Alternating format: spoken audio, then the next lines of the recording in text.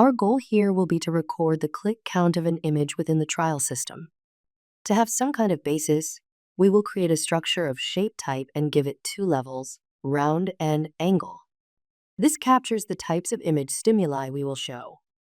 Under the trials and conditions, we can specify how many trials per condition.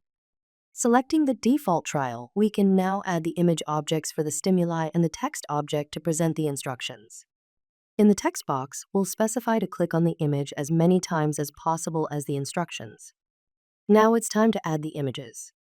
Clicking on the round condition, we will add the round shapes there. Then upload them via the Object Properties panel on the right. Select the relevant images. We assign the images to existing trials because we already made the trials. Then auto-assign them.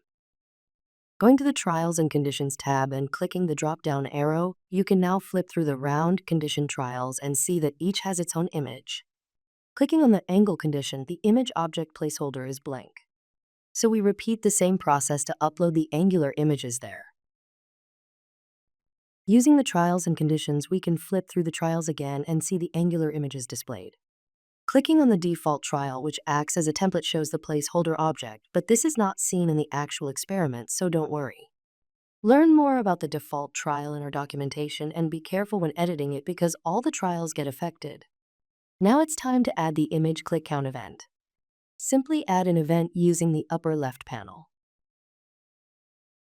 For the trigger, select User Input and then Mouse Trigger, and for target, select the image object. After all, we want to count mouse clicks over an image. For the action, select Variable Action and then the Set Record variable. Click the green button to specify where the click count data should be saved. A dialog box opens. The shape type refers to the factors we created previously. For click count, we need to create a custom new variable. So we do that and set its data type to numeric, and that's it.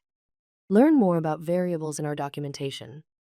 Now we have to specify what will be saved in this variable. The click count is essentially a counter that increases by 1 each time the trigger, a mouse click on the image is detected. For that, we need an operation, specifically arithmetic, where the variable click count is increased by a constant value of 1. And there you go. That's set up. We now have a trigger that says each time the specific image object is clicked, increase the click count variable value by 1. Let's test it out.